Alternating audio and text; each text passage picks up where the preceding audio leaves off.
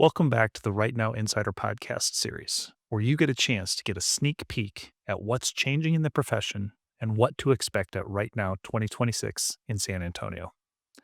It's often been said that the best time to plant a tree was years ago, but the second best time is right now. So, as we look to make transformation and change for the positive in our firms, I'm pleased to welcome in Chris Rivera from MyCPE One, who's going to talk to us today about what is coming in this industry and what we can expect to hear from them in San Antonio. Chris, thanks so much for joining me today. Yeah, for sure. Thanks for having me on. I'm excited about this. It's it's been a busy tax season for a lot of people. Obviously, we've had a lot of changes. One big beautiful bill. We've had global economic wins. There's also been industry changes. I'm curious to know from your perspective, what do you think is the biggest change that we have seen in the last 12 to 18 months for this profession? Sure. What I've seen over the years is that firms don't have a a demand problem. If anything, there's more opportunity than ever. The real issue is they don't have, kind of the structure and the talent and the systems working together to support the growth. And being in the space every day, whether it's conversations with firm owners or conferences, webinars, I get a real time pulse and where to see where things are heading. And the biggest shift that I've seen is we've moved from what used to be, I'd say, a talent shortage into what I call capacity crisis. And there's a big difference between the two because even a year or so ago, firms are focused on hiring. It was, we can't find people. It was like, we need staff, we're understaffed. The conversations matured into, even if I hire, how do I actually scale? So how do I take on more work without overwhelming my team? How do I improve margins while still growing? And at the same time, the expectations have changed too dramatically with AI accelerating everything. So, but yeah, I would say from talent shortage to capacity crisis.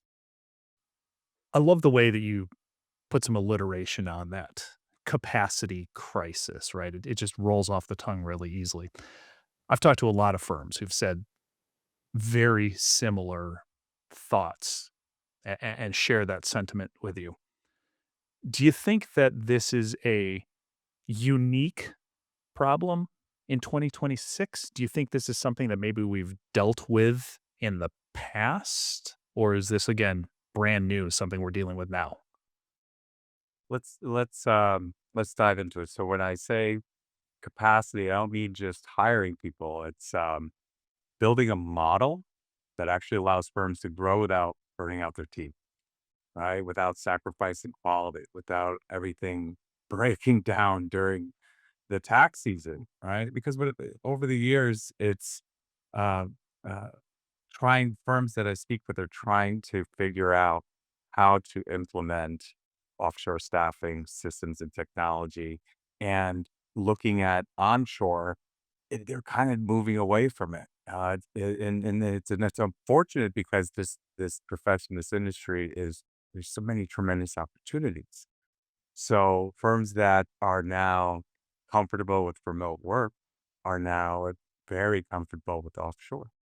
And so finding the right model, finding the right, sometimes you hire for resume, but it's hiring for fit is super important. Culture, right? So it goes a lot deeper than just hiring. It's building the correct model for today's firm.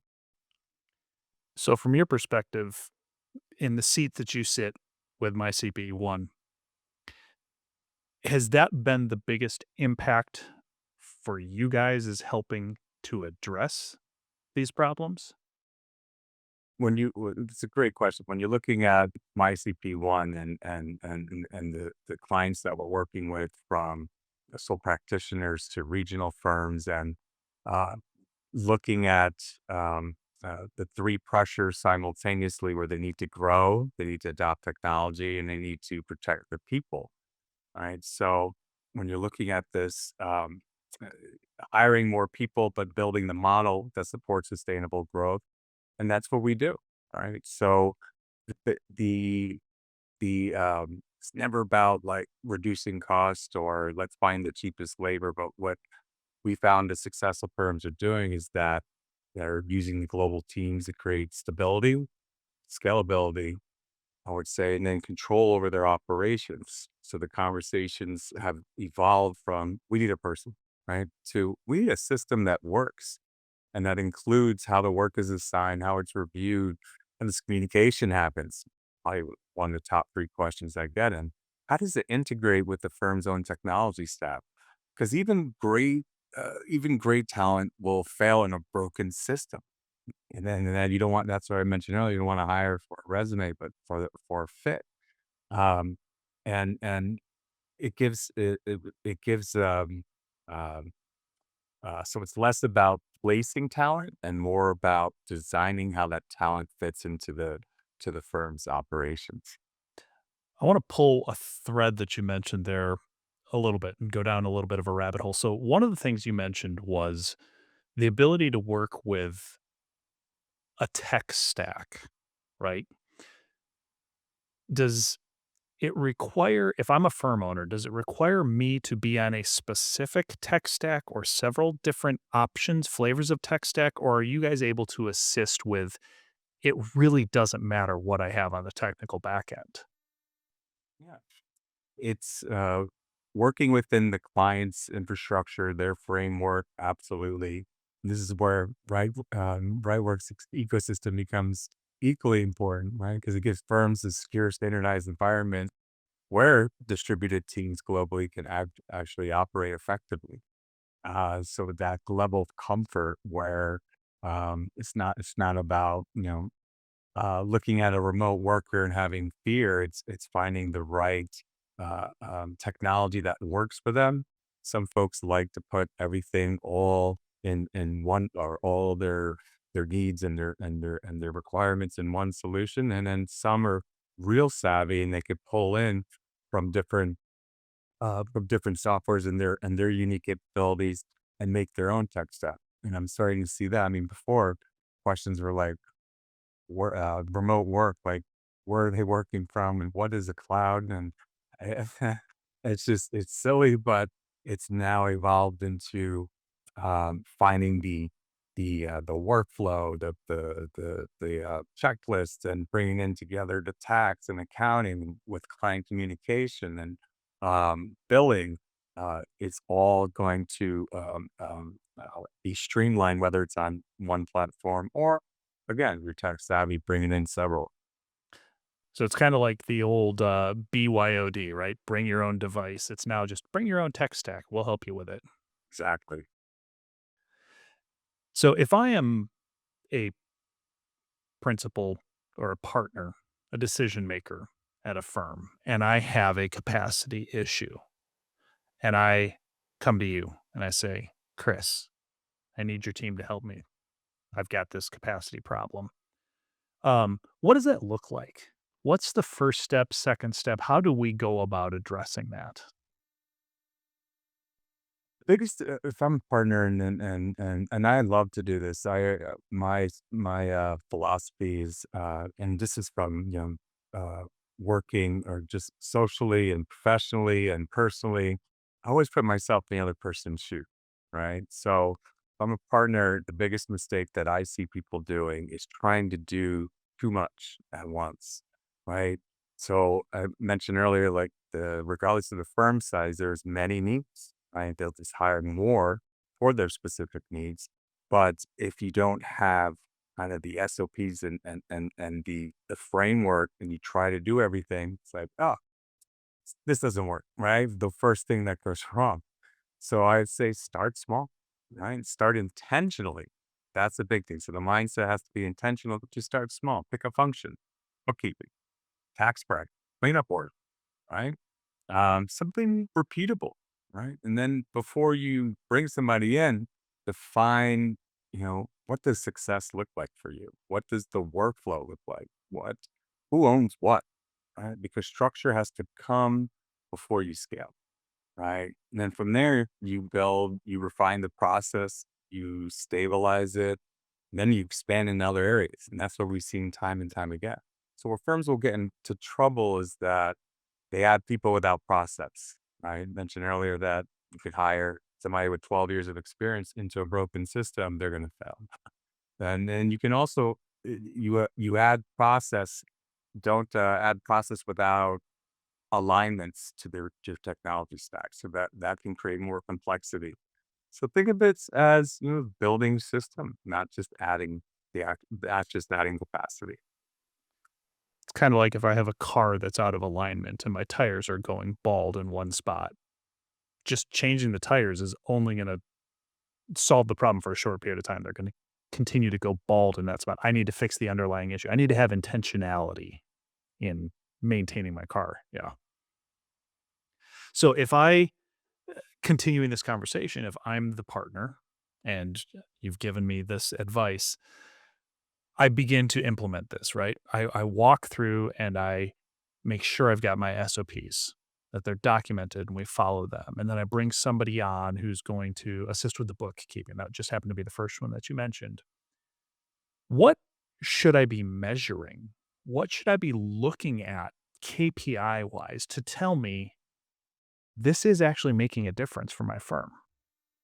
This is critical because if you're not measuring, you're not improving, right? So key KPIs would be there should be tracked successfully or turnaround time. Is work getting done faster?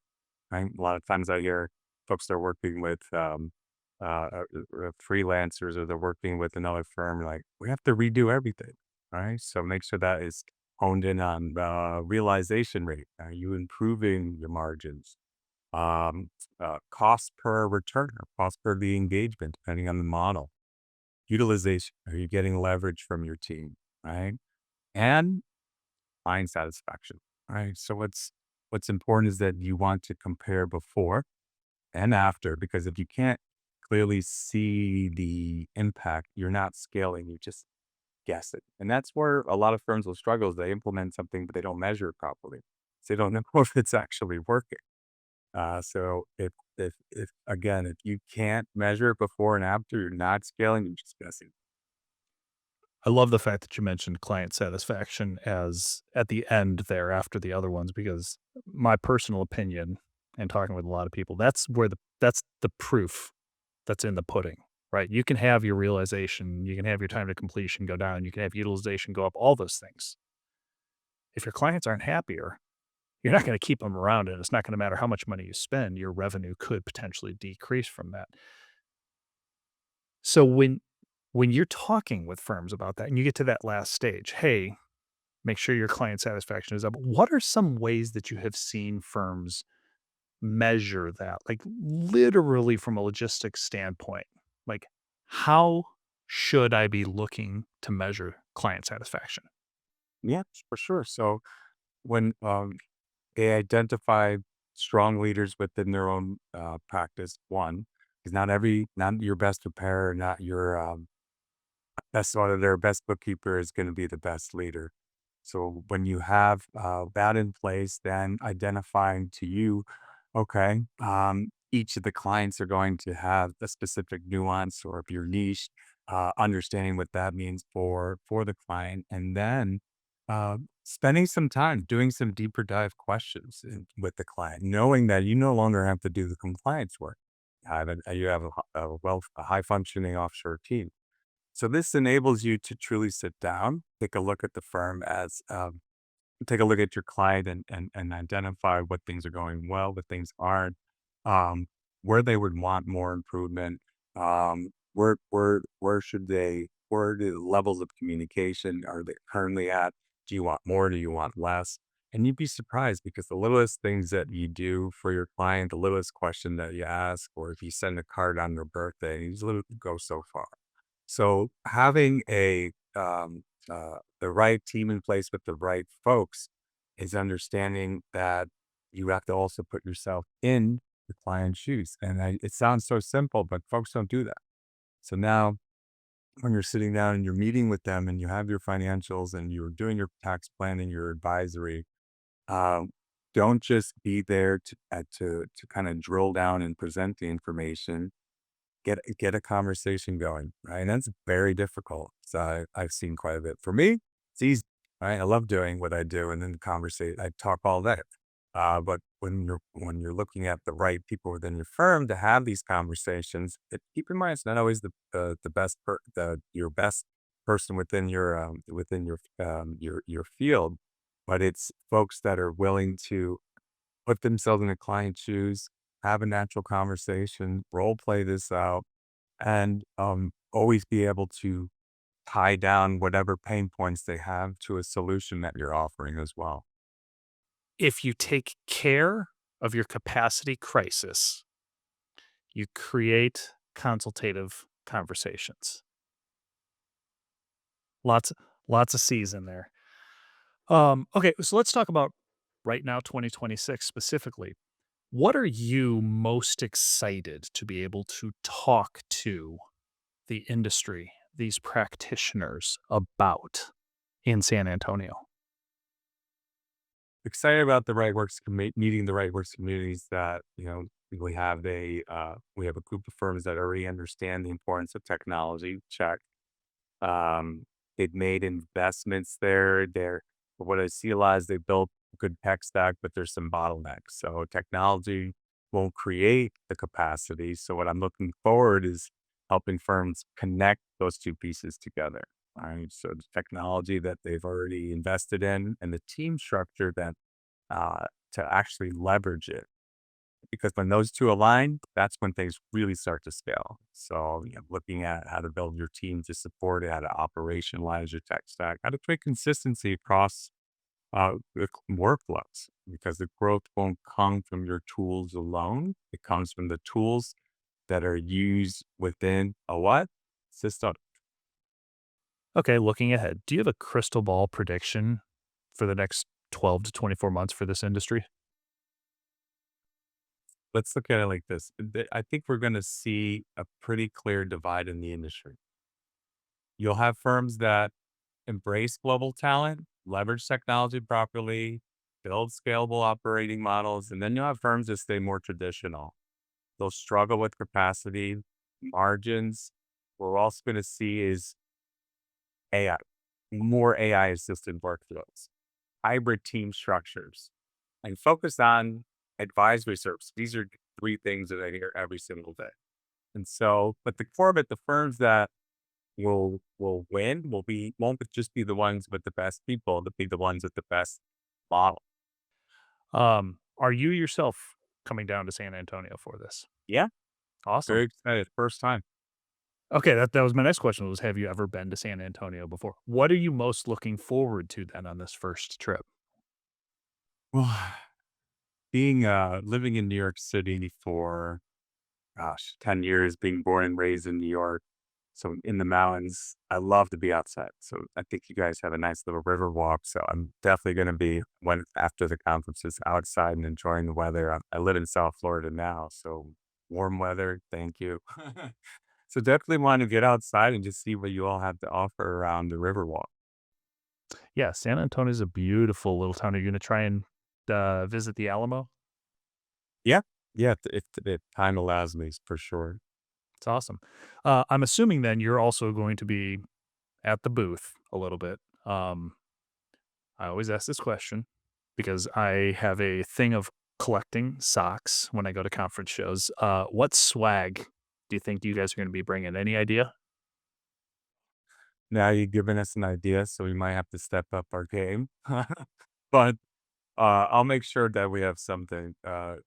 This honestly of every conference planning is the hardest to identify. Like, it constantly changes. So thank you for that tidbit. So Yep. stop by it. Yeah, I will. Believe me, I'll stop by if you have socks for sure. Maybe we'll even do a live podcast where I can try on the socks. There you go. Last couple of questions, and I like to ask this of pretty much everybody who I get a chance to interview.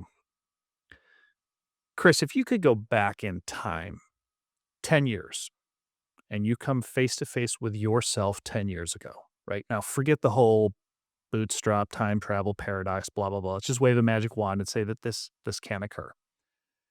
If you had 30 seconds to give yourself one piece of advice, your younger self, what would that piece of advice be? You have to, I tell myself, focus less on trying to do everything myself and more on understanding what drives results in your daily personal life, your daily work life, your relationship life, and understand that you can't do everything and it's going to overwhelm you. So take a step back. What drives the results to make personal and work life successful for you? Would 10-year younger Chris have listened to himself and said, I can't do everything? Would have definitely fought back, but eventually would agree, "Yeah, you're right. Let's go ahead and analyze this and not just try everything out." Okay, so let's transition now. And if you could go 10 years into the future from now, again, same thing. You've got about 30 seconds to ask older, potentially wiser Chris one question. What question would you ask of yourself? Well, during this journey with MyCPE One over the last 10 years, that they have been in practice, and I've been with them for 7 of those 10. So where we are before to now, I mean, and where we're gonna go is, did we build something that actually scales, or did I just do something that kept myself busy? Because it's a big difference, and I wanna make sure that I have a high impact on and an influential impact on the accounting profession, and so you can take it to a whole new level. It's fantastic. It's that desire to make an impact, I think, that drives people forward in the right ways. Happy to hear that. Well, Chris, I appreciate your time today. Any last bits of advice before we begin to pack our bags and get ready for San Antonio? No, I appreciate doing this for the listeners out there. Very excited to be meeting with you soon and seeing what San Antonio has to showcase. So thanks again. Well, awesome. Chris Rivera from MyCPE One, thank you so much for joining today. And I want to thank you so much for tuning in and listening. Be sure to join us in San Antonio, May 18th through the 20th for Right Now 2026. You can find out more information, check out the agenda and speakers at rightworks.com/right now. Hope to see you there.